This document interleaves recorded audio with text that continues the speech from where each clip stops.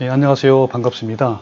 신앙에서 잠자는 자를 깨우고 잘못된 교리에서 깨우고 마지막 시대가 무엇인지 깨우는 깨어있는 교회 권수입니다.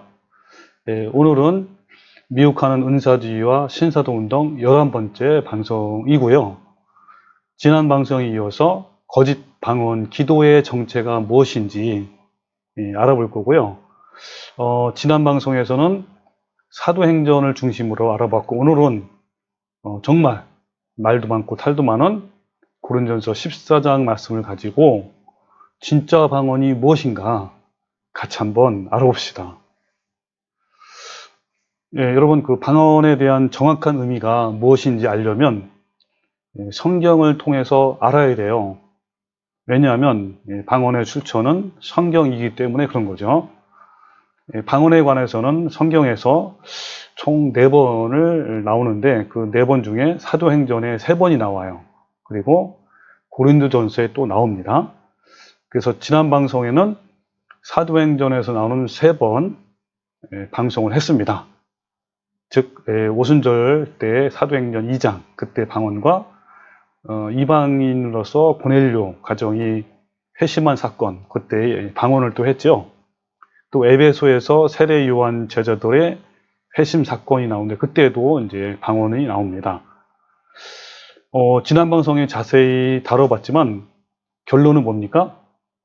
사도행전의 모든 경우에 공통적인 특징은 다 외국어 방언입니다. 특별한 목적이 있는 거죠. 그러니까 상대편의 그 여러 지역에 있는 사람들, 그 사람들을 복음을 전하기 위해서 특별히 주시는 하나님의 은사였던 겁니다.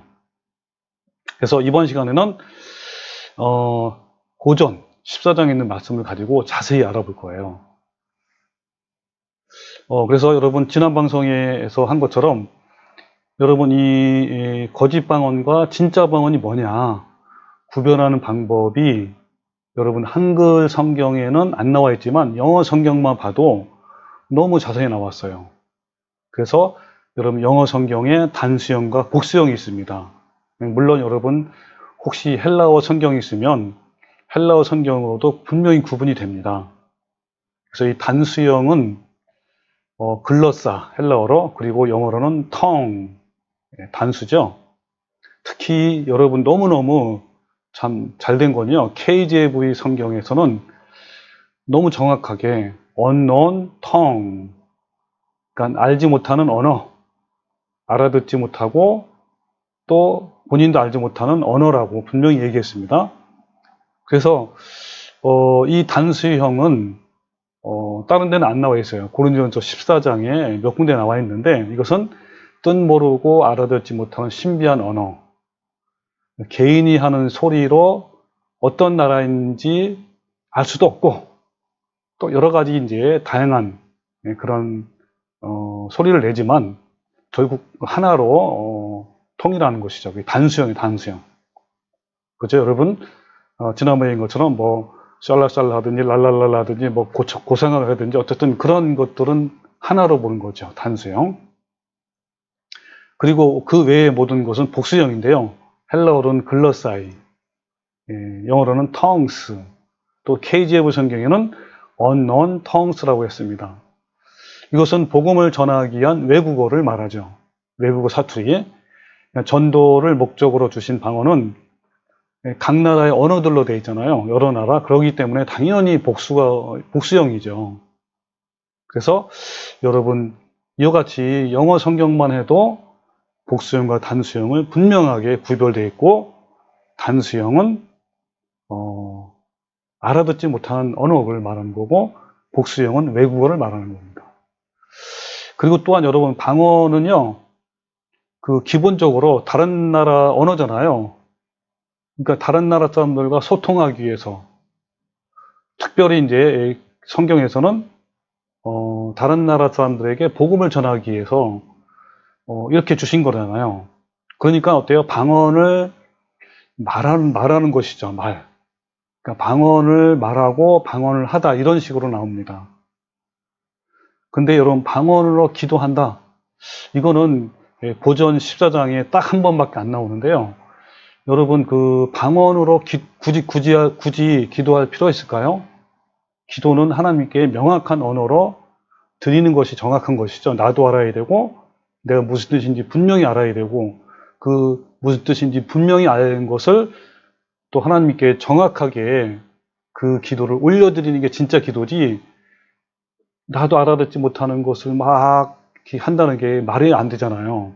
그래서 여러분 성경에는요, 모두가 방언을 말할 때는 말하다가 나와요. 방언을 말하다 또는 방언을 하다, speak라고 합니다. 예, 그래서 이런 의미에서도 보면 여러분 방언이, 진짜 방언이 무엇이고 가짜 방언이 뭔지 알겠죠? 자, 그럼 먼저요, 고린도전서 14장이 되는 이 배경을 좀 더 알아봅시다. 여러분 사도행전의 모든 방언은 외국어인데요. 문제는 바울이 고린도 교회를 책망하면서 쓴 고전 14장에 나오는 방언 기도의 문제가 대두된 거예요. 고린도 교회는 여러분 육적인 문제부터 영적인 문제 등 온갖 문제가 많았던 교회입니다. 그 중에 특히 방언으로 기도하는 것이 가장 큰 문제였어요. 그래서 고전 14장에 등장하는 방언 기도는 사도행전에 등장하는 방언과 좀 다른 것이에요. 자, 오늘 그것을 배울 겁니다. 그래서 먼저 그 배경을 보면요, 이 고린도 지역은 항구 도시로 교통 요지이면서 또 도덕적으로 타락한 상업 중심지예요. 이 항구 도시의 특징은 어때요? 보통 많은 외국인이 드나들면서 각종 문화가 교류되고 또 창녀촌이 만들어지고, 그러면서 이곳은 어느 곳보다 더 타락한 곳이 되었어요. 따라서 고린도 지역은 바로 이교도주의의 중심지였습니다. 그 신비주의의 습관이 배어 있는 곳이었어요. 바울이 고린도 지역에 선교 이전부터 그곳에는 방언과 뜻모를 소리와 주문과 기도, 이런 것들이 팽배해 왔습니다. 특히 그 당시에 그 아프로디테 신전에서의 종교 의식을 여러분 상상을 할 수 있습니다. 신비주의에 가득 찬 그곳은 말 그대로 광란의 현장이었어요. 그 안에는 무슨 일인지 무슨 말인지 알 수 없는 그런 방언들이 이곳저곳에서 막 쏟아지고 있었고요. 또 다른 한쪽에서는 그 신도와 여사제가 서로 이렇게 음란 행위를 하고 몸을 섞고 있는 그런 광경도 볼 수 있고요. 또 다른 쪽에서는 신내림을 받은 어떤 자가 온몸을 막 경련하며 누워 부들부들 떨고 있는 모습이 이렇게 있었습니다. 그래서 매일 밤 타오르는 이 광란의 열기가 온 도시를 뒤덮고도 남을 것 같은 그런 곳이 바로 아프로디테 신전이었습니다. 그래서 오늘날 일부 기독교인들이 하는 방언 기도, 알아듣지 못하는 방언이죠. 이것은 뜻없는 신비주의적 주문에 가까워요. 그런 방언들은 여러분 불교도에 있고요, 힌두교도에 있고 또 회교도에도 있고요, 심지어는 티벳의 승려들까지도 있습니다. 여러분 이 부분은요, 제가 맨 앞쪽에 유튜브에 다시 올려놨어요. 동영상으로. 힌두교나 불교나 회교도 이런 신자들도 똑같이 현재 한국에서 일어나는 그 방언과 똑같이 하고 있어요. 여러분 과연 고전 14장에서 방언 기도를 여러분 권장하고 있습니까? 여러분 고린도전서는요, 그 바울의 그 신학자 조지 가드너가 뭐라 그러냐면, 이 고린도전서는 바울의 빈정거림, 책망, 그리고 교정, 그리고 교훈으로 점철되어 있다라고 합니다. 고린도전서 쓴 목적은 이런 거라는 것이죠. 고린도 교회는 사랑이 없었기 때문에 그 유명한 그 고린도전서 13장이죠. 사랑장. 얼마나 유명합니까? 그래서 사랑하라 라고 책망하는 그런 그 장이고요. 또 고전 14장에 보면 알지 못하는 언어들로 기도하는 것을 책망하는 그런 빈정거림이었습니다. 그런데 이 빈정거림을 하지 말라는 것이죠. 쉽게 말하면 하지 말라는 것을 타당함으로 읽는다면 여러분 어떨까요? 오늘날 많은 교회에서 고전 14장을 잘못 이해를 해서 이 방언을 하지 말라는 건데 방언을 권장하는 것으로 인식하고 정말 분별 없이 방언을 하고 있습니다. 예를 들면요.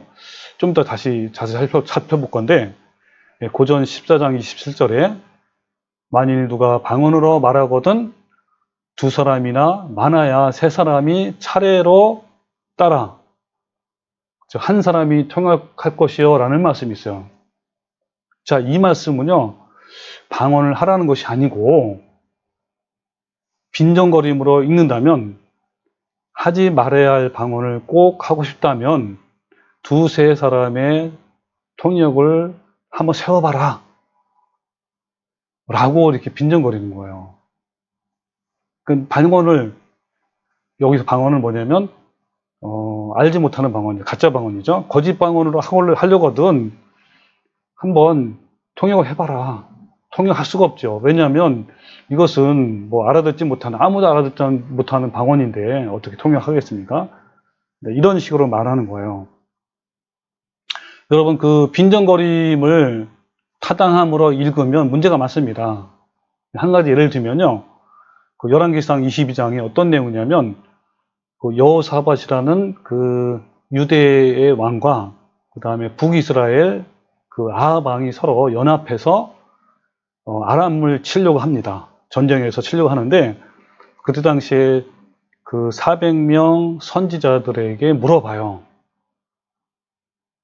그 아람을 치는 것이 하나님의 뜻이냐라고 물어보니까 이 400명 선지자에게 거짓말하는 영이 들어갔습니다. 그렇다 보니까 이 사람들은 뭐라 그러냐면 이 거짓 선지자들은 치러 가라 전쟁하라 그러면 이길 것이다 이런 예언을 한 거예요. 근데 이때 당시에 미가야라는 선지자는 진짜 선지자입니다. 그래서 그 미가의 선지자를 한번 데리고 와봐라 한번 들어보자 한 거예요. 그러니까 미가야가 뭐라 그러냐면 이렇게 얘기하는 겁니다. 오늘 말씀 보면 미가야가 이르되 여호와께서 살아계심을 두고 맹세하오니 여호와께서 내게 말씀하시는 것 곧 그것을 내게 말하라 하고 이에 왕, 이 아합 왕이죠. 왕에게 이르되 왕이 그에게 이르되 미가야야 우리가 길르앗 라못으로 싸우러 가랴 또는 말랴. 그러니까 아람 지역이죠. 아람을 쳐들어가랴, 전쟁하랴 말랴 그런 거죠. 그가 미가야가 왕께 이르되 올라가서 승리를 얻으소서 여호와께서 그 성읍을 왕의 손에 넘기시리다라고 한 거예요. 여러분 이 말씀을요 그냥 타당함으로 읽으면 올라가서 승리할 것이다. 전쟁해라 라는 것으로 여러분 들리잖아요. 근데 이거를 빈정거림으로 즉 빈정거림이 뭐죠? 비꼬는 거죠. 비꼬는 것을 읽으면 야 니네 한번 올라가 봐라. 올라가 싶으면 올라가. 그러면 반드시 죽을 것이다.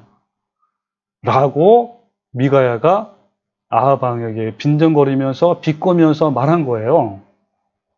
여러분 이와 같이 고전 14장도 그렇게 쓰였다는 겁니다. 자, 그런 부분을 오늘 다시 한번 자세히 알아볼 거예요. 여러분 고린도전서는요 교정의 서신이에요. 왜냐하면 고린도 교회는 언쟁과 분쟁이 아주 많았습니다. 뭐 이교 풍습과 신비주의가 만연되어 있어서 교회의 혼탁함을 고치기 위해서 교정하기 위해서 쓰는 그러한 교정의 서신이에요. 잘못된 것을 바로잡아주는 서신입니다. 결코 모범적인 교회 모습이 아니에요. 이 고린도 교회는요 바울이 개척한 교회 있잖아요. 근데 후에 아볼로가 교회를 목회했습니다. 그런데 그 후 아볼로는 고린도 교회를 사임한 후에 에베소에 있는 바울에게로 온 거예요. 그래서 고린도 교회 여러 집사가 와서 아볼로를 모셔가려고 했지만 그는 다시 고린도 교회에 갈 마음이 없었습니다.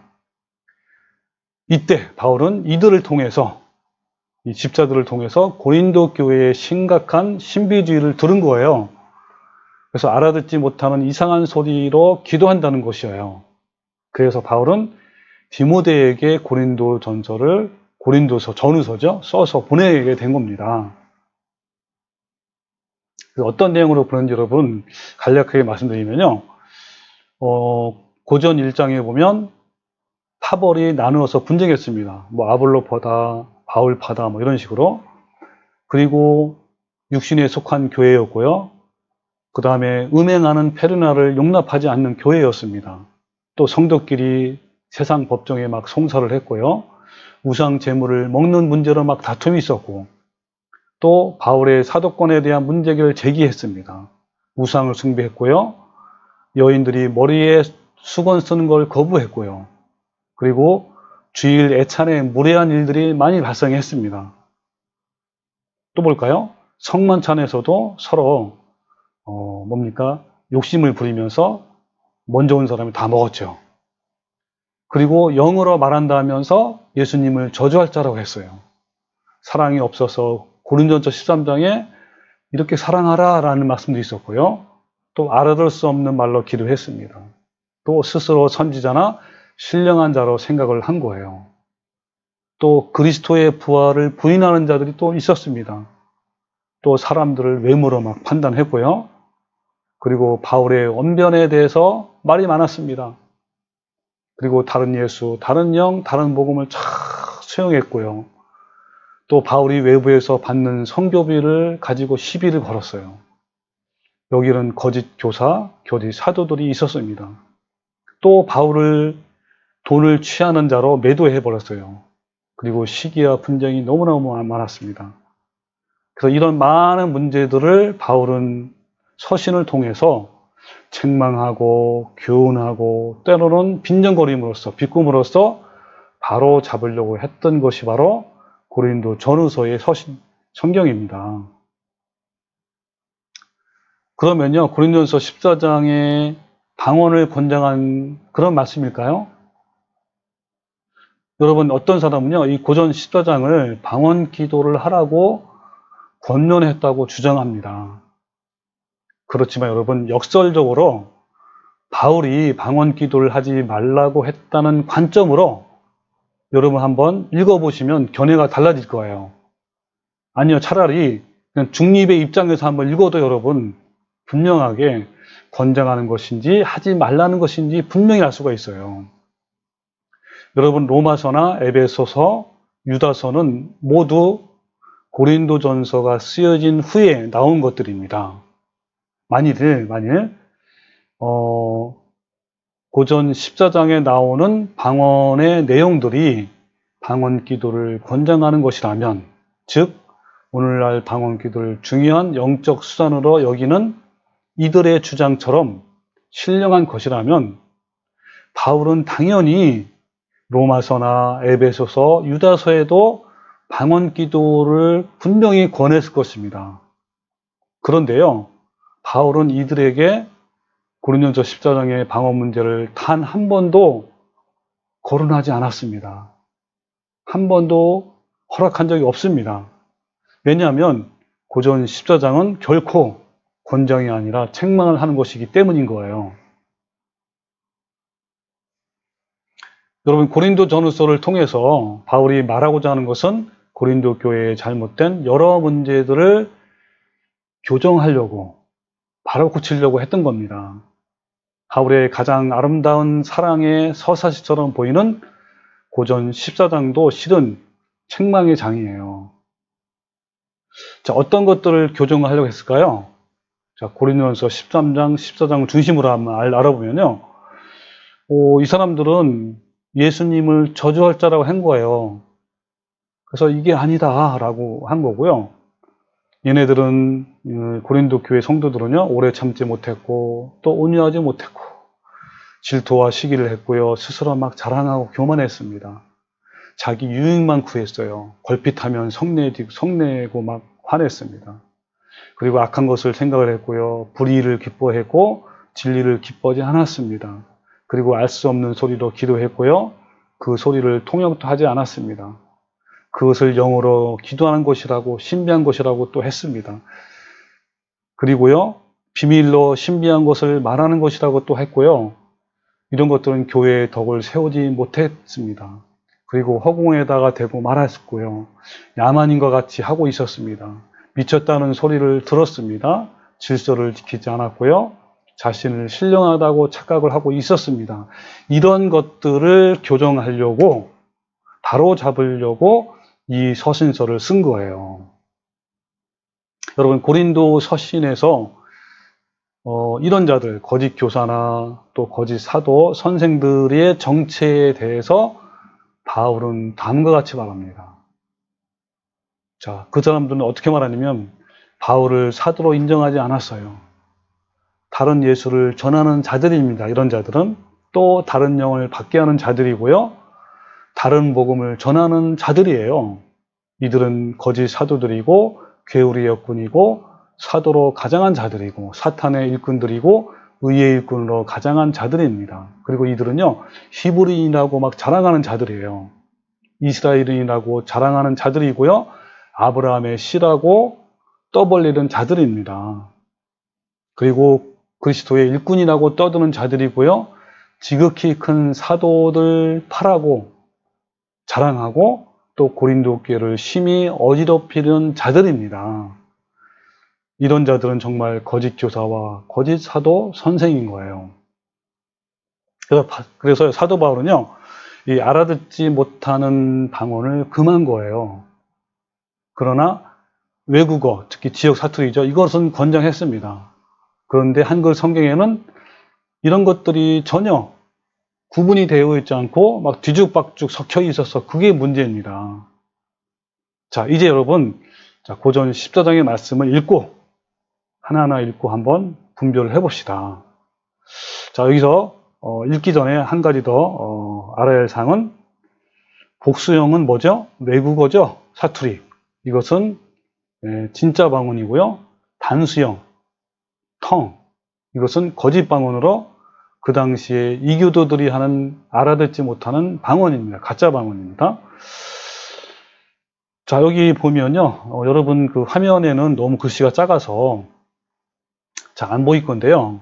그렇다면 여러분 성경을 보고 한번 따라와 주시기 바랍니다. 제가 하나하나 읽으면서 제가 설명을 드릴게요. 자, 고전 14장 1절부터입니다. 1절, 사랑을 추구하며 신령한 것들을 사모하되 특별히 예언을 하려고 하라. 자, 사랑을 추구하고 신령한 것들을 사모하라. 근데 뭘 하라고요? 사모했으면 예언을 하라. 그러면 예언. 여러분, 여기서 예언은요, 뒤에 나오겠지만 우리 현재 우리나라 하는 예언처럼 어떤 무당이 점치는 것처럼 그런 게 아니에요. 예언은 깨달은 말씀으로 이렇게 다른 사람의 덕을 세우기 위해서, 다른 사람을 세워지기 위한 그런 예언을 말합니다. 깨우치기 위한. 그래서 2절, 그 다음에 방언을 말하는 자는 사람에게 하지 아니하고 하나님께 하나니 이는 알아듣는 자가 없고 영어로 비밀을 말함이라 그랬습니다. 자, 2절에 방언은 여기 옆에 있는 거 보시면, 그죠? unknown tongue 있죠, tongue. 단수죠. unknown, 알아듣지 못하는 언어라 해서, 그죠? 이거는 거짓 방언이네, 그죠? 자, 2절에 있는 방언은 거짓 방언입니다. 자, 그러면 여러분, 그 1절과 2절 사이에 뭐가 빠졌냐면요, 왜냐하면이 빠졌어요. 왜냐하면. 여러분, 헬라어는, 원어에는 왜냐하면이 있어요. 지금 뭐냐면, 사랑을 추구하며 신령한 것들을 사모하되 특별히 예언을 해라.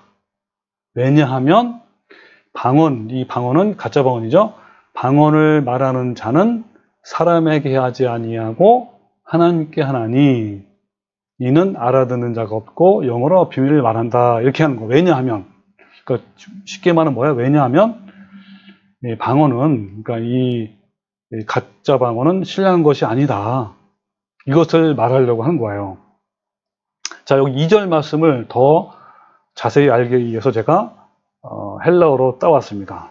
자, 헬라어 원문을 보세요. 화면에 보시면요, 헬라어 원문을 제가 기록해 놨습니다. 특별히 거기에 보시면 그 노란 글씨로 나왔잖아요. 이 노란 것이 나오는 앞에 나온 것이 왜냐하면이라는 뜻이에요. 왜냐하면. 자, 왜냐하면 그 다음에 뒤에 있는 노란 글씨는 뭐뭐임에도 불구하고 또 그러나 이런 뜻이에요. 대. 헬라어는 대입니다. 자, 이걸 2절을 직역하면 이런 거야. 직역하면 왜냐하면 알아듣지 못하는 소리를 말하는 자들은 가짜방언이죠. 자들은 사람에게가 아니라 하나님께 말하는데 알아듣지도 못하는데도 불구하고 니네들은 영어로 비밀을 말한다고 하느냐라고 하는 거죠. 자, 이것을 문맥에 따라 의역을 해볼게요. 자, 왜냐하면 알아듣지 못하는 소리로 말하는 자들은 사람에게 아니라 하나님께 한다고 하는데 알아듣지 못하는데도 불구하고 영어로 비밀을 말한다라고 한다. 니네들은. 자, 이런 뜻입니다. 여러분 뉘앙스가 어떻죠? 예, 방언을 하라는 권장이 아니죠? 알아듣지 못하는 그 사람을 알아듣지 못하는 그 소리를 왜 사람에게 아니라 하나님에 한다고 하냐? 알아듣지 못하는데도 불구하고 영어로 비밀을 말한다고 왜 하느냐라고 이렇게 이야기를 하고 있는 겁니다. 자, 그러면요. 자, 다시 한번 볼게요. 1절, 2절. 자, 사랑을 추구하며 신령한 것들을 사모하되 특별히 뭘 하라고요? 예언을 하라. 그러고요. 왜냐하면 방언을 말하는 자들은, 그죠? 아까 얘기했죠? 방언을 말하는 자들은 뭐라고 그랬어요? 사람에게가 아니라 하나님께 한다고 하는데 알아듣지 못하는데도 불구하고 왜 영어로 비밀을 말한다고 하냐? 그렇게 말하는 것이죠. 자, 3절. 그러나, 그러니까 방언을, 그러니까 거짓 방언이죠. 방언을 말한다는 것은 비밀을 말한다고 하지만, 그러나 예언하는 자는 사람에게 말한다. 그랬죠. 여러분, 예언하는 자는 사람에게 말해서 덕을 세운대요. 그리고 권면하여 위로하는다. 그러니까 방언은 그 알아듣지 못하는 이 언어는 그저 사람에게 하지 않냐고 하나님께 한다고 하지만 그럼에도 불구하고 또 영어로 말한다고 영어로 비밀을 말한다고 하지만 그저 예언은 예언하는 자는 사람에게 말해서 덕을 세우고 권면하고 위로한다라고 하는 거야. 결국 뭡니까? 1절, 2절, 3절은 뭘 하라는 거예요? 방언을 하지 말라는 것이죠. 뭘 하라는 겁니까? 예언을 하라. 차라리 그런 뜻이죠. 그 다음에 4절 자 보세요. 방언을 말하는 자는 여기 방언은 뭐죠? 방언? 예, 여기도 보세요. 영어 성경이면 unknown tongue이죠. 즉 뭡니까? 가짜 방언이죠. 알아듣지 못하는 방언이죠. 이 방언을 말하는 자는 자기의 덕을 세우고인데 세우나입니다. 그러나요. 좀 이따 보여드릴게요. 이게 방언을 그러니까 거짓 방언을 말하는 자는 자기의 덕을 세우나 예언하는 자는 교회의 덕을 세운다라고 하는 거예요. 두 가지 비교한 거죠. 자, 너희들이 말하는 알아듣지 못하는 이 방언은 자기 덕을 세운다. 여러분, 방언을 주신 목적은요. 지난 방송에도 봤지만 특히 여러분 방언도 하나의 은사 아닙니까? 은사를 주시는 목적은요. 자기 자신의 이익이 아니에요. 여러분 다른 사람, 타인의 이익을 위해서 즉 공동체의 유익을 위해서 하나님께서 방언을 주셨어요. 목적이. 근데 이 거짓 방언, 이 알아듣지 못하는 방언은 자기 덕을 세운대. 이건 말이 안 되죠. 은사가 아니라는 거예요. 그러나 예언하는 자는 교회의 덕을 세운다. 그러니까 예언은 진짜 교회의 덕. 이게 바로 진짜 은사란 말이에요. 요 사절을 좀 더 여러분 제가 더 정확하게 한번 해석을 해볼게요. 여기 나오잖아요. 자, 여기 헬라어 원문 또 나옵니다.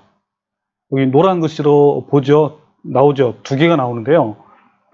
하나는 대야 대. 아까 말했죠. 그러나, 그럼에도 불구하고, 그런 뜻이야. 그러나, 그죠? 그럼에도 불구하고. 그 다음에 뒤에 있는 그 덕을 세우다. 이것은 오이코 도메입니다. 그건 집을 세우다, 또 집을 짓다. 이런 뜻이에요. 자, 이걸 직역하면 뭐냐면요. 사절을 직역하면 알아듣지 못하는 소리를 말하는 자들은 스스로 자신의 집을 짓고 세우고 있지만 그럼에도 불구하고 예언하는 자는 교회를 짓는다, 즉 세운다 라고 말하는 거예요. 여러분 여기서도 뭘 말하는 것이죠? 예, 바로 교회의 덕을 세우는, 교회를 세우는 예언을 하라라는 뜻 아닙니까? 자, 그래서 여러분, 자, 계속 읽어볼게요. 그 다음 5절. 자, 그러면서 5절 뭐냐면, 나는 너희가 다 방언 말하기를 원한대요. 우와, 여기 방언은 뭐죠? 예, 이제 빨간 걸로 쓴 거는요, 외국어입니다. 자, 영어 옆에 있는 5절 보세요. 영어. 텅스죠. 외국어. 사투리입니다, 사투리. 자, 나가 누굽니까? 바울이죠. 바울은 너희가 다 방언 말하길 원한다. 어떤 걸 원하는 거예요? 예, 외국어 방언하기를 원하는 거. 왜 그럴까요, 여러분? 예, 외국어 방언은요, 다른 사람들에게, 그러니까 외국인들에게 복음을 전하기 그런 방편이잖아요. 그런 도구 아닙니까? 그러기 때문에 원하는 거예요. 그렇지만 또 나죠. 그렇지만 특별히 예언하기를 원한다 그랬죠. 그러니까 여러분, 진짜 방언, 외국어 방언도 물론 하기를 원하지만 그러나 예언을 하라 이런 뜻이죠. 만일 방언을 말하는 자가 통역하여 교회의 덕을 세우지 아니하면 예언하는 자만 못하느니라. 자, 왜냐하면 비록 진짜 방언, 즉 외국어 방언일지라도 통역해서 교회에 통역하지 않으면 그것은 예언하는 자마다 못하다 이런 뜻이에요. 그러니까 뭡니까? 진짜 방언도 사실은 권장하지 않는 거예요. 가짜 방언은 더 권장하지 않지만 진짜 방언도 하나님께서 특별히 쓰시는 거기 때문에 그때만 하라는 뜻입니다. 자, 그 다음에 6절. 그런지 형제들아 내가 너에게 나가서 방언을 말하고, 여기도 방언이 뭡니까? 옆에 나오죠. tongues. 이건 외국어입니다. 형제들아, 다시 해볼게요. 그런지 형제들아 내가 바울이 너희에게 나가서 방언으로 말하고 계시나 지식이나 예언이나 가르치는 것으로 말하지 아니하면 너에게 무슨 유익이 있으리요? 무슨 뜻이죠? 바울이 너네 교회에 고린도 교회에 가서 내가 막 방언만 말하고, 방언은 뭐죠? 외국어입니다. 외국어 말하고 어떤 계시나 지식이나 예언이나 이런 것들을 가르치지 않으면 무슨 유익이 있겠느냐라고 그렇게 얘기하는 것이죠. 유익이 없다라는 뜻이죠. 자, 그럼 계속 읽을게요. 자, 7절. 자, 이어지는 겁니다. 혹 필이나 검은 거와 같이 생명 없는 것이 소리를 낼 때에 그 음의 분별을 나타내지 아니하면 필이 부는 것인지 검은 것 하는 것인지 어찌 알게 되리요? 알지 못한다는 거죠. 만일 나팔이 분명하지 못한 소리를 내면 누가 전투를 준비하리요?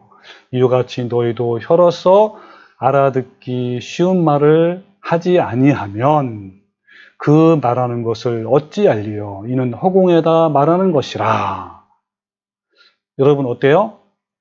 이 외국어 방언도 사실은 하지 말아라라는 뜻이죠. 뭐가 없으면 통역을 하지 않으면 그런 뜻입니다. 당연히 알아듣지 못하는 방언은 더 하지 말라는 것이죠. 10절. 이같이 세상에 소리의 종류가 많으냐 뜻없는 소리는 없나니 그러므로 내가 그 소리의 뜻을 알지 못하면 내가 말하는 자에게 외국인이 되고 말하는 자도 내게 외국인이 되리니 그러므로 너희도 영적인 것을 사모하는 자인즉 교회의 덕을 세우기 위하여 그것이 풍성하기를 구하라. 자, 뭘 세우기 위해서? 교회의 덕을 세우기 위해서. 여러분, 은사의 목적은 나를 위해서 하는 그런 자기의 이익이 아니에요. 바로 공동체, 교회의 덕을 세우기 위해서 하나님께서 특별히 은사를 주시는 거예요. 자, 봅시다. 또 계속. 13절. 그러므로 방언을 말하는 자는 통역하기를 기도할지니. 여기서 바로 빈증거림이 나옵니다. 자, 이 방언은 뭐죠? 파란색. 옆에 있는 영어를 보면 unknown tongue이죠. 단수. 가짜 방언입니다. 야, 너네들 가짜 방언을 말하려면 통역해라. 그리고 14절. 내가 만일 방언으로 기도하면, 여기도 가짜 방언입니다. 내가 만일 방언으로 기도하면 나의 영이 기도하거니와 나의 마음은 열매를 맺지 못하리라 그랬습니다. 자, 여기 굉장히 중요한 말씀이에요. 자, 요 13절, 14절을 제가 한번 또 해석을 해볼게요. 헬라어로. 자, 헬라 원문을 보세요. 화면에 보시면요. 앞에 그 대죠, 대. 대가 뭡니까? 아까 많이 나왔죠? 그럼에도 불구하고, 그러나, 그런 뜻이고요. 그 다음에 뒤에 나오는 그 헬라어, 노란색 글씨가 칼포스예요, 칼포스. 여러분, 칼포스는 뭐죠? 너무 유명하죠? 열매. 여러분, 성령의 아름다운 열매를 맺으라 그랬잖아요. 그래서 성령의 열매는 9가지인데 그때 그 열매가 칼포스예요. 단수. 근데 여러분, 이 헬라어는요, 그 명사 앞에다가 아자, 이렇게 아자를 붙이면, 아자는 뭐냐면, 알파에다가 콤마를 찍어요.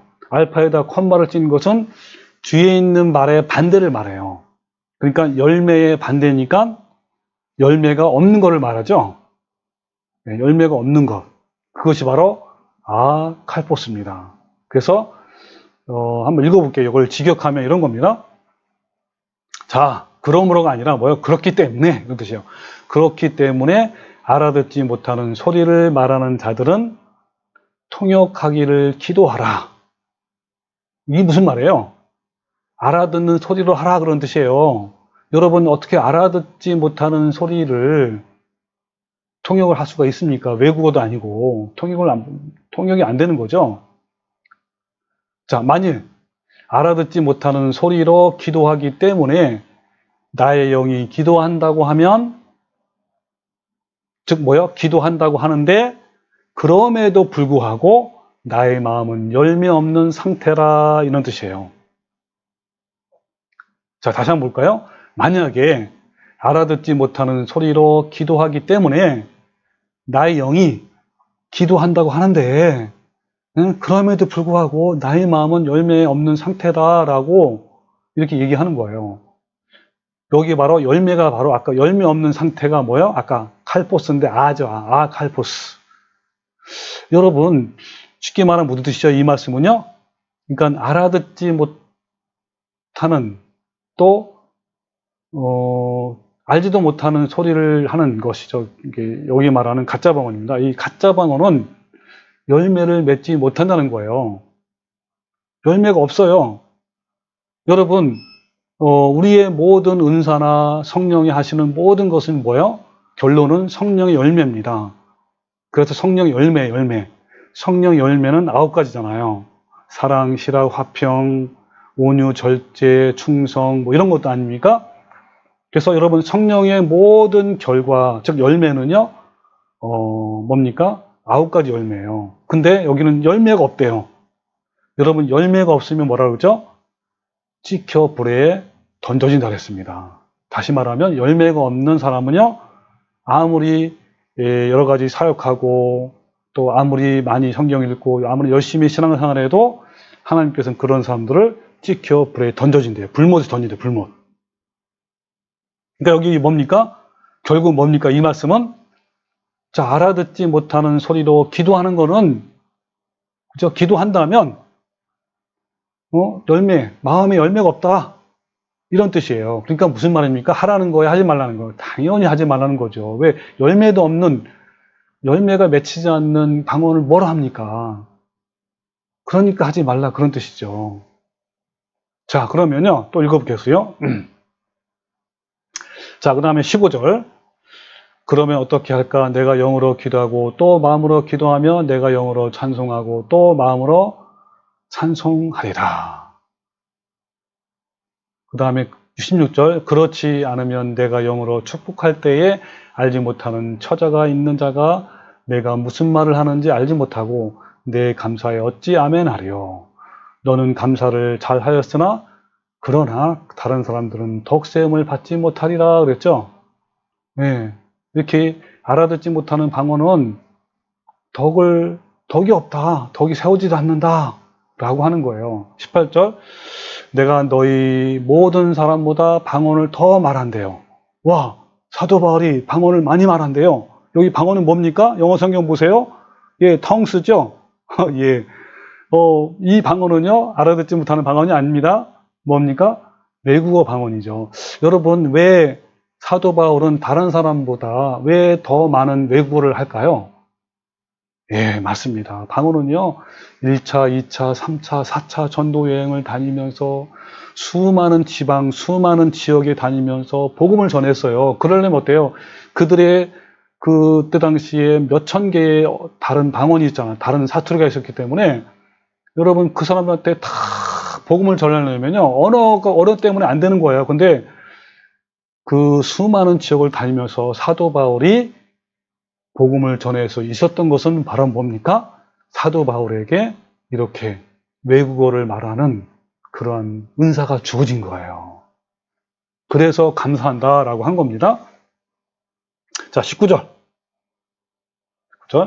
그러나 교회에서 내가 남을 가르치기 위하여 깨달은 마음으로 5마디 말하는 것이 1만 마디 방언으로 말하는 것보다 나으니라. 여기 방언이 뭐죠? 19절 방언 옆에 있는 거 보세요. unknown tongue이죠. 예, 알아듣지 못하는, 자기도 알지 못하는 방언. 뭡니까? 가짜 방언이잖아요. 여기 여러분 19절 말씀 보면 여러분 다 수가 있어요. 여러분 보세요. 남을 가르치기 위하여 깨달은 마음으로 5마디 말하는 거. 여기 보면 예언이에요, 예언. 이게 바로 이게 예언이에요. 남을 가르치기 위해서 깨달은 거. 성경 말씀을 읽다가 알게 됐어요. 이게 예언입니다. 이것으로 5마디, 여러분 5마디와 1만 마디 방언이 여러분 이게 비유가 됩니까? 비교가 돼요? 이것은 아예 하지 말라는 거예요. 여러분 5마디와 1만 마디 방언은요, 이거는 비교 대상이 아닌 거예요. 자, 그래서 여러분 요거를요, 직역을 해볼게요. 그러나 교회에서는 방언으로 만마디 말을 하는 것보다 서로를 교육하기 위하여 자신이 이해된 것, 즉 지식으로 깨달은 것 5마디의 말씀을 하기를 원한다 라고 이렇게 19절 말씀을 직역할 수가 있습니다. 자, 읽어볼게요. 20절. 형제들아, 지혜는 아이가 되지 말고 악에는 어린아이가 악에는 어린아이가 되라. 지혜에는 장성한 사람이 되라.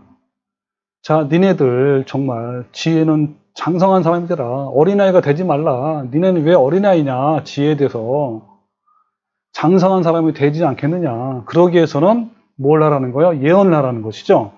21절.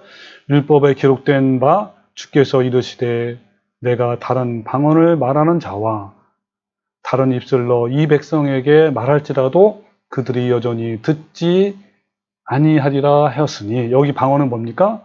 네, 다른 외국어 방언, 사투리입니다. 22절. 그러므로 방언은, 이 방언도 뭐예요? 텅스죠, 외국어. 그러므로 방언은 믿는 자들을 위하지 아니하고 믿지 아니한 자들을 위하는 표적이래. 여러분, 왜 외국어 방언은 믿지 아니하는 자들의 표적입니까? 네, 맞습니다. 여러분, 사도행전 2장에 나오죠? 사도행전 2장에 보면 여러 나라 사람들이 왔어요.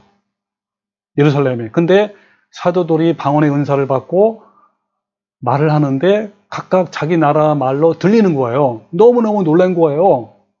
그래가지고, 표적이 된 거예요, 표적.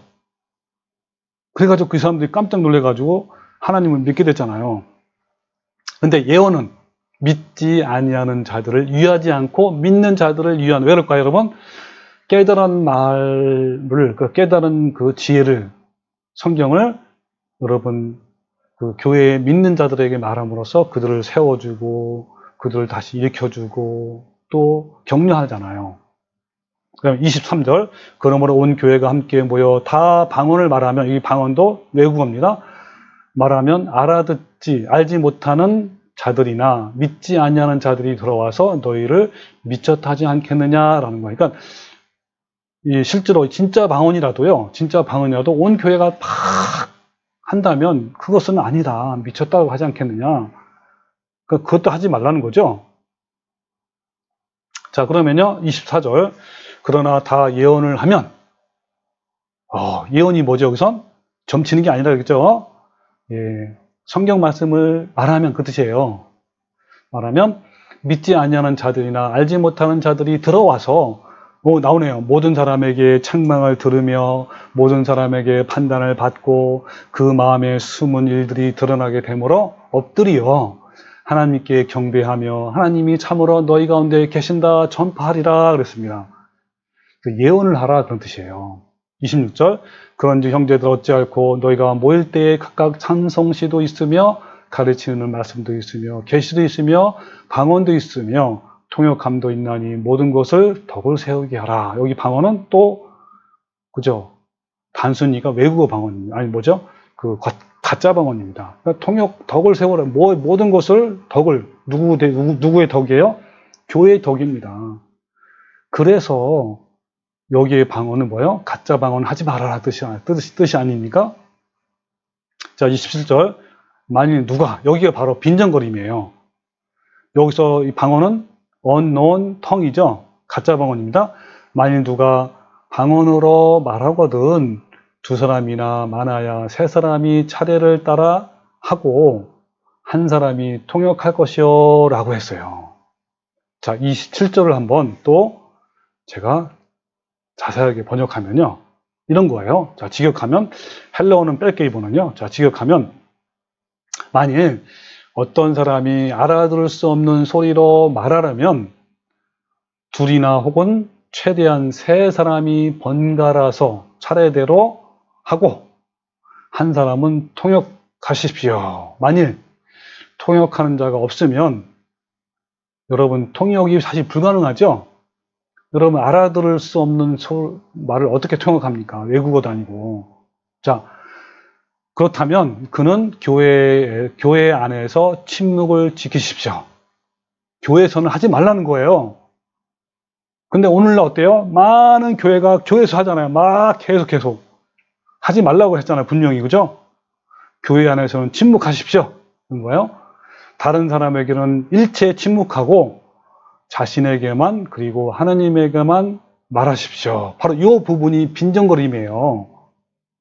예, 뭡니까? 비꼬는 말이죠. 뭡니까? 교회에서는 절대로 하지 말고 자신에게만, 여러분 자신에게만 하라는 게 무슨 뜻입니까? 예? 방언을 여러분 그리고 하나님에게만 말하래요. 하지 말라는 거죠. 여러분 하나님에게만 뭡니까? 이렇게 방언으로 막 샬라샬라샬라 이거 한다는 것도 너무 이상하잖아요. 또 자신에게 한다는 것도 너무 말이 안 되죠. 자신에게 샬라샬라샬라 합니까? 그거 하나님께도 막 샬라샬라 하잖아요. 그게 아니잖아요. 그래서 여기서는 빈정거리는 거예요. 야, 하지 말아라 그런 뜻이죠. 자, 계속 읽으면요. 자, 그럼 28절. 예, 만일 통역하는 자가 없으면 교회에서는 잠잠하고 자기와 하나님께만 말할 것이요 예언하는 자는 두이나 셋이나 말하고 다른 이는 분별할 것이요 만일 곁에 있는 다른 이에게 계시가 있으면 먼저 하던 자는 잠잠할지니라. 자, 계속 읽어볼게요. 자, 그러면 여러분 26절, 27절 말씀에서 좀 더 한번 알아볼게요. 이 알아들 수 없는 소리, 거짓 방언이죠. 이것은 바울이 인정한 것일까요? 아까 얘기했죠. 빈정거리는 거잖아요. 바울은 만일이라는 단어를 사용하지 않았습니다. 여러분, 우리 한글 성경에는 만일 그랬잖아요. 근데 원어, 헬라어에는 뭐랍니까? 에이테라고 했습니다. 에이테. 이 에이테는 뭡니까? 둘 중에 하나를 선택하는 그런 말씀에 가까워요. 자, 이걸 직역하면 뭡니까? 만일 어떤 사람이 알아들을 수 없는 소리로 말하라면, 즉 굳이 하겠다면 이런 뜻이에요. 빈정거림이죠. 니네들 그렇게 알아들 수 없는 방언, 소리, 거짓 방언을 하려면 굳이 하겠다면 통역을 세워라. 그러니까 하지 말아라 그런 뜻 아닙니까? 빈정거리고 비꼬는 거죠. 자, 31절. 너희는 다 모든 사람으로 배우게 하고 모든 사람으로 권면을 받게 하기 위하여 하나씩 예언을 할 수 있느니라. 예언하는 자들의 영은 예언하는 자들에게 제재를 받나니, 여기 보세요. 33절. 하나님은 무질서의 하나님이 아니시여 오직 화평의 하나님이시라 그랬습니다. 여러분, 하나님은 화평의 하나님이고 질서의 하나님이에요. 근데 요즘에 여러분 교회에서 방언하는 모습 보십시오. 얼마나 무질서하고요. 얼마나 떠들고 정말 그래서 많은 사람들이 들어오면 정말 미쳤다 할 정도로 저도요. 지난 방송 했지만 내 아는 지인을 이런 성령 집회에 데리고 갔어요. 근데 이 사람이 너무 깜짝 놀란 거예요. 아니 세상에 이것은 무당도 아니고 굿하는 것도 아니고 너무 이상하다 이렇게 한 거예요. 자 34절 여자는 교회에서 잠잠하라. 여러분 이 말씀도 이 교회 당시에 고린도 교회 여자가 너무 더 시끄러웠고요. 여자들이 이런 걸 주도했습니다. 그렇기 때문에 이 말씀이 나온 거예요. 그들에게는 말하는 것을 허락함이 없나니 율법에 이른 것 같이 오직 복종할 것이요. 만일 무엇을 배우려거든 집에서 자기 남편에게 물을지니 여자가 교회에서 말하는 것은 부끄러운 것이라. 36절 하나님 말씀이 너희로부터 난 것이냐 또는 너에게만 임한 것이냐 만일 누구든지 자기를 선전하고 선량한 자로 생각하거든 내가 너에게 편지하는 이 글이 주의 명령인 줄 알라. 만일 누구든지 알지 못하면 그는 알지 못하는 자니라. 그런즉 형제들아 예언하기를 사모하며 방언 말하기를 금하지 말라 그랬어요. 여기 방언은 뭐죠? 옆에 보세요. 예, tongues 외국어입니다. 왜 금하지 말까요? 예, 다른 나라 사람들에게 복음을 전하기 위해서는 그죠? 필요한 거예요. 근데 모든 것을 품위 있게 하고 질서 있게 하라 그럽니다. 여러분 오늘날 방언이 품위 있습니까? 질서가 있습니까? 여러분 판단하십시오. 여러분 지금 살펴본 것처럼요. 복수형으로 쓰인 외국어 사투리에 대한 설명들은요. 대부분 긍정적으로 사용됐잖아요. 고전 14장. 뭐 외국어를 말하는 것은 좋다. 그러나 통역 없이는 외국어는 예언만도 못하다. 내가 누구보다 외국어를 잘하는 것에 대해서 하나님께 감사한다. 외국어는 믿지 않는 자들을 위한 표적이다. 그리고 외국어는 교회의 덕을 세우는 데 필요하며 외국어 말하기를 금하지 말라 이렇게 얘기했습니다. 그러나 단수형은 어때요? 부정적이에요. 예, 단수형 즉 가짜 방언은 자기의 덕만 세울 뿐이다. 열매를 맺지 못하는 거다. 알아듣지 못하는 소리는 1만 마디보다 알아듣는 소리 5마디가 더 낫다. 알아듣지 못하는 말을 하려거든 통역을 세우고 통역자가 없으면 조용히 있어라. 침묵하라. 교회에서. 이렇게 말하는 거예요. 여기 조지 가더너가 고린도전서는 바울의 빈정거림, 책망, 교정 그리고 교훈으로 점철되어 있다는 말씀이 옳지 않습니까? 예, 맞습니다. 여러분 이해가 되셨는가요? 여러분 고전 14장에 나오는 알아듣지 못하는 방언은 하지 말라는 것이 분명하죠? 오히려 뭘 하라고요? 예언, 깨달은 말씀을 권장하고 있잖아요. 여러분 그리고요 사실 이 성경적인 방언, 즉 외국어 방언도요 사도행전 후반부에 갈수록 이런 은사들도 점점 줄어서 성경이 완성된 이후에는 외국어 방언의 은사도 없어졌어요. 여러분 다음 시간에 한 번 더 할게요. 방송을요. 다음 방송은 초대교회 이후의 방언 역사에 대해서 여러분 하겠습니다. 여러분 기대를 해주시고요. 여러분 오늘 말씀이 유익했다면 다른 사람에게도 많이 소개를 해주세요. 그래서 신앙의 잘못된 길을 가는 자들을 우리는 깨워야 합니다. 그리고 여러분 교회나 신앙에 대한 상담이 있으면 저한테 연락을 주세요. 제가 언제든지 달려가겠습니다. 자, 이상 마치겠습니다. 감사합니다.